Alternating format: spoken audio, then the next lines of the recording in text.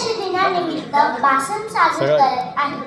महाराष्ट्र हा जिजाऊंच्या संस्कारांचा, महाराष्ट्र हा जिजाऊंच्या संस्कारांचा, शिवरायांच्या विचारांचा, शंभूच्या पराक्रमाचा हा महाराष्ट्र, बाबासाहेबांच्या लेखणीचा, कष्टकरी शेतकऱ्यांचा, दीनदलित दुबळ्यांचा आणि दिल्लीच्याही तख्ताला घाम फोडणाऱ्या जिगरबाज मावळ्यांचा माझा महाराष्ट्र. आणि ह्याच महाराष्ट्राच्या मातृभूमीला मी प्रथम मानाचा मुजरा करते.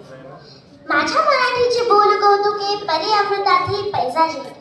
संत ज्ञानेश्वर आपल्या मराठी भाषेचे कौतुक करताना असे म्हणतात की माझी मराठी भाषा इतकी गोड आहे की ती अमृतालाही पैजेत सहज जिंकेल.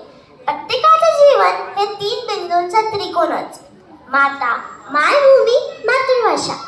माता जी आपल्याला जन्म देते, मायभूमी जी आपल्याला आसरा देते आणि मातृभाषा जी आपल्याला लहानपणापासूनच संस्कारांचे बाळकडू पाळत असते. मराठी म्हणजे काय?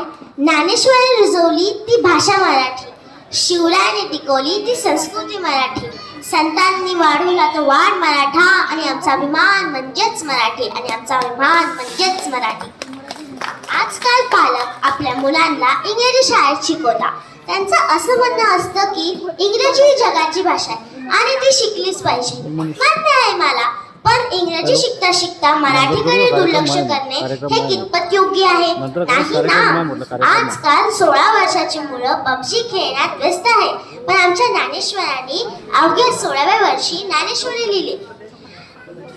ज्या दिवशी मराठी भाषा दिवस असतो त्या दिवशी बऱ्याच जणांच्या मोबाईलवर स्टेटस असतो, मी मराठी, माझे शब्द मराठी, माझे विचार मराठी, माझ्या रक्तात मराठी, माझ्या श्वासात मराठी. अरे पण तुझ्या बोलण्यातच मराठी असेल, तुझ्या रक्तात आणि श्वासात मारणाऱ्या मराठीचा काय उपयोग? तो इतर वेळेस फाडफाड इंग्रजी बोलला.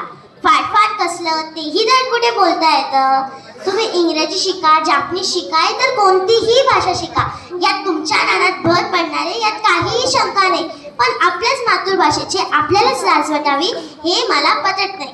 स्वभाषा शिकून आपण कर्तृत्व गाजू शकतो हे रशिया आणि जपान सारख्या देशांनी दाखवून दिले. आपल्या मातृभाषेची आपल्याला लाज नाही, उलट गर्व असायला पाहिजे. कारण मोडला तरी वागत नाही तो मराठी, दिलेल्या शब्दाला जाणतो तो मराठी, पराक्रमाची आग मराठी, शिवरायांचा वांग मराठी, शिवरायांचा वांग मराठी. डॉक्टर बाबासाहेब आंबेडकर असे म्हणतात की नाचून मोठं होण्यापेक्षा काय तर नाचून मोठं होण्यापेक्षा वाचून मोठं व्हा. जर तुमच्याकडे 2 नाणी असन तर एका नाण्याची भाकर घ्या आणि एका नाण्याची पुस्तक घ्या. कारण भाकर तुम्हाला जगवते आणि पुस्तक तुम्हाला कसं जगायचं ते शिकवते. लाभले अमास भाग्य बोलतो मराठी, जाहलो खरेच धन्य एक तो मराठी, धर्म पंथ एक जात मानतो मराठी, एवढ्या जगाला माय मानतो मराठी, एवढ्या जगाला माय मानतो मराठी. असो, माझ्या मराठी भाषेविषयी जेवढं बोलावे तेवढं कमीच आहे. बोलण्यासारखेही खूप आहे, बोलणारेही खूप आहे.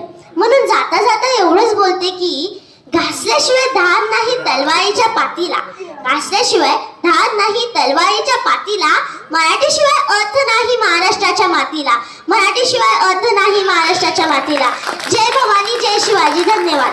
अतिशय सुंदर, खूप सुंदर.